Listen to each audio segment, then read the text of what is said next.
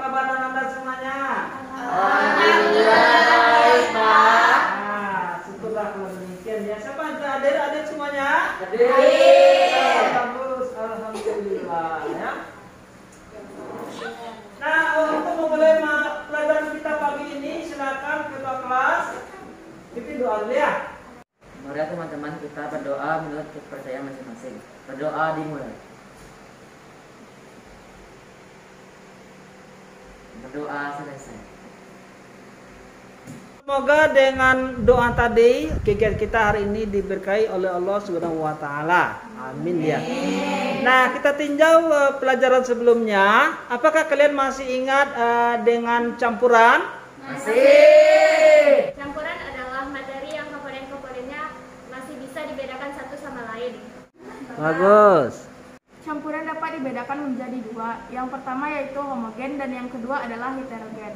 Ya baik anak, tadi kita sudah tahu bahwa campuran itu ada dua, ada yang campuran homogen, ada campuran heterogen. Nah, hari ini kita akan mempelajari tentang sifat larutannya. Lalu apa gunanya dan mata pelajaran ini itu dapat mengatasi masalah dalam kehidupan sehari-hari. Apa contohnya? Itu misalnya masalah sampo ya. Sampo ini kadang-kadang dia pH-nya berbeda ya, tidak cocok dengan kulit kepala kita. Maka dengan mempelajari bagaimana cara mengetahui sifat sampo, dengan mengetahui sifat sampo ya, apakah dia asam atau basah atau netral, maka kita bisa menghindari atau memilih produk-produk yang dapat digunakan untuk rambut kita. Ya, tujuan pembelajaran kita hari ini adalah melalui percobaan dan diskusi, maka peserta ini dapat menjelaskan sifat asam dan sifat basa berdasarkan reaksi yang ditunjukkan oleh suatu indikator asam dan basa dengan benar. Yang kedua, melalui percobaan dan diskusi, peserta didik dapat membandingkan sifat asam dan basa berdasarkan reaksi yang ditunjukkan oleh suatu indikator asam dan basa dengan benar. Yang ketiga, melalui percobaan dan diskusi, peserta didik dapat menyajikan hasil percobaan tentang sifat larutan asam dan basa dengan benar. Mempelajari lebih lanjut, mari kita lihat video permasalahan berikut ini. Apung di Danau Meninjau kembali mati sejak akhir pekan lalu akibat tubuh belerang yang dipicu angin kencang melanda daerah tersebut. Kematian 1 ton lebih ikan tersebut dipicu naiknya belerang dan sisa pakan sehingga ikan kekurangan oksigen. Terjangan angin kencang terjadi Senin malam lalu. Angin kencang membuat belerang dan sisa pakan ikan naik sehingga ikan kekurangan oksigen. Kematian ikan diketahui petani keramba pada Senin malam. Ikan yang mati sebagian dibawa air ke tepi danau dan sebagian lain dikumpulkan petani untuk dibuang maupun dikuburkan. Kejadian serupa hampir tiap tahun terjadi karena berkurangnya kadar oksigen di dalam air danau. Kemudian peserta didik diajak untuk merumuskan permasalahan yang ada di video tersebut. Rumusan masalahnya adalah bagaimana sifat air danau meninjau dan bagaimana cara mengatasi hal ini. Baik anak-anak semuanya, untuk menyelidiki bagaimana sifat air danau dan mengetahui cara-cara untuk mengatasinya, silakan kita lakukan penyelidikan.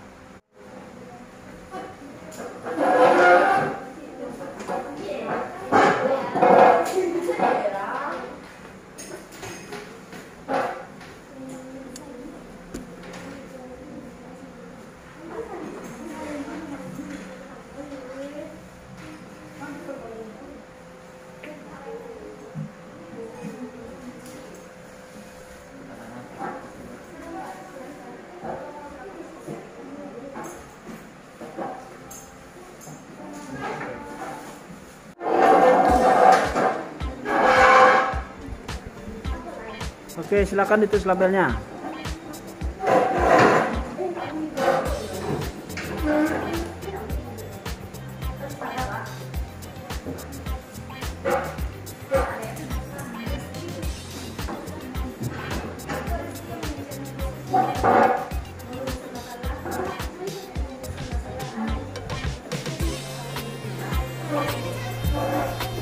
Ini memberi label ya.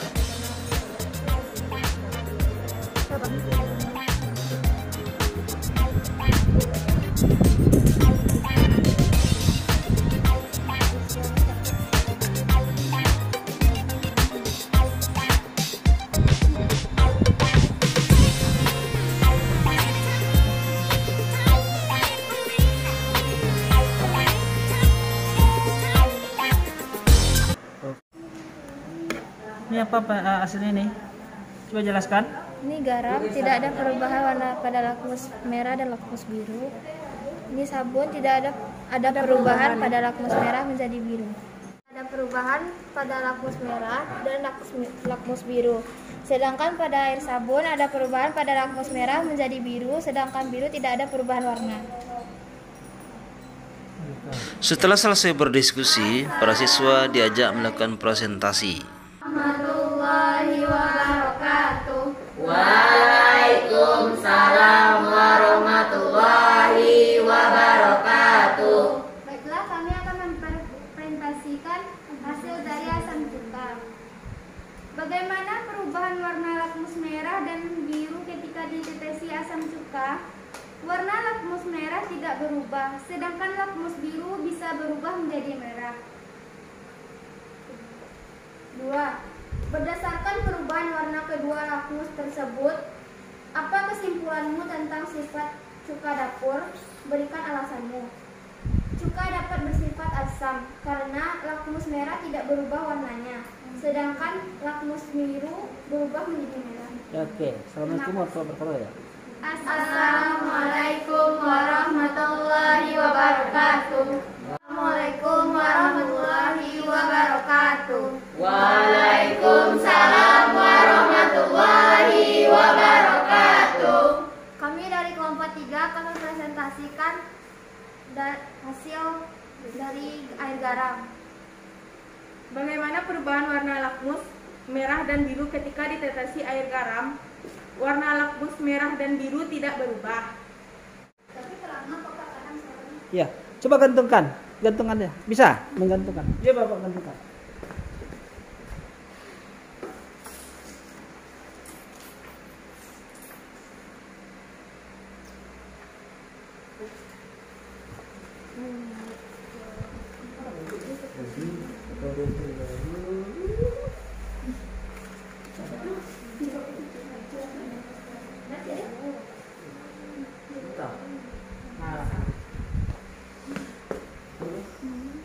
Silakan, lanjut. Berdasarkan perubahan warna kedua lakmus di atas, apa kesimpulanmu tentang sifat air garam dapur? Berikan alasanmu. Air garam dapur bersifat netral karena tidak ada perubahan pada kertas lakmus merah dan kertas lakmus biru. Sekian, terima kasih. Assalamualaikum warahmatullahi wabarakatuh. Waalaikumsalam warahmatullahi wabarakatuh. Oke.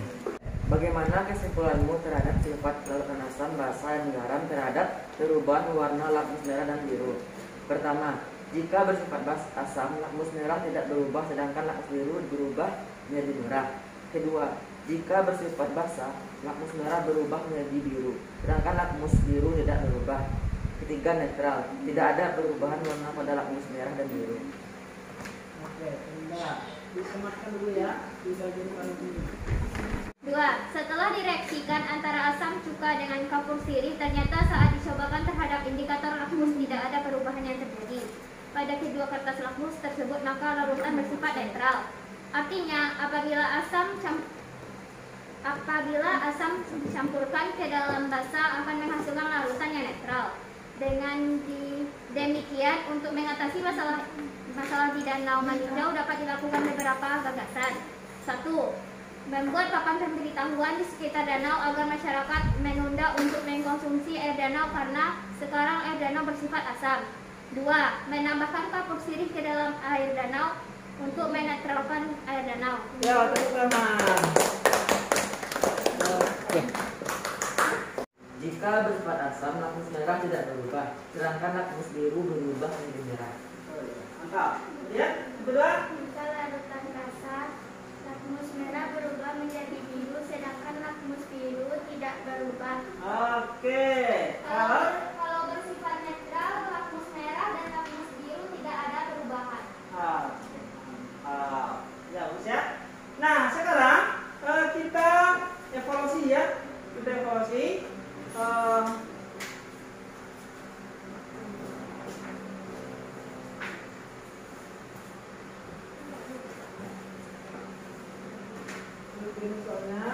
Silakan selama Lebih kurang 5 menit saja. Silakan, Rizky. Nah, ada belum dapat? Ini. Satu lagi. Apa lagi? Ya, silakan. Dikerjakan disilang saja. Disilang saja. Tidak usah berdiskusi dengan kawan. Apa yang menurutmu paling tepat menurut suara hatimu? Nah, itu jawab ya.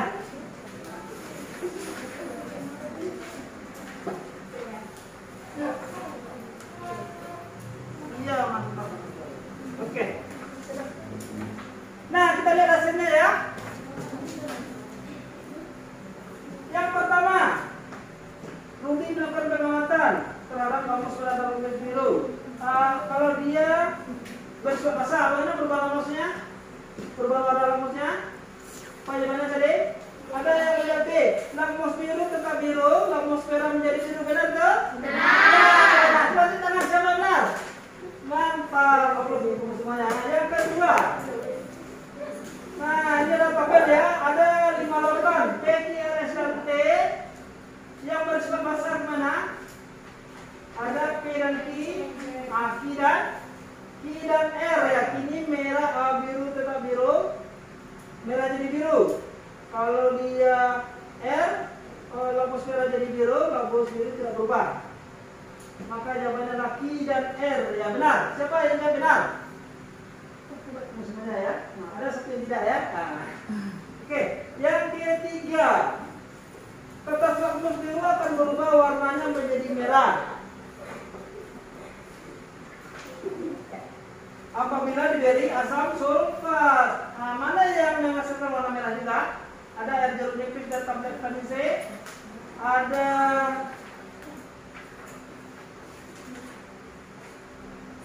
air sabun dan tablet vitamin C.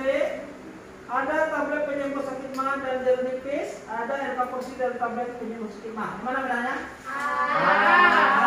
Air jeruk nipis dan tablet vitamin C ya. Apa untuk kamu semua? Ya. Kemudian dari hasil yang tadi ya, kamu bagus-bagus ya, dianggap sukses pada kita ini.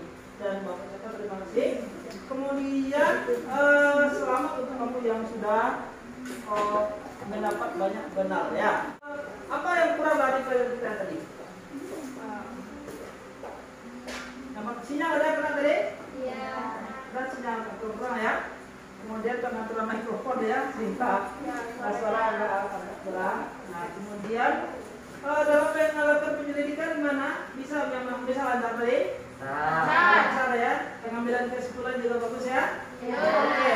Nah, untuk pelajaran berikutnya kita akan menggunakan indikator yang lain lagi, yaitu indikator alami ya. Demikian ya pelajaran kita hari ini. Silakan tutup doa Rizky. Siap, gerak.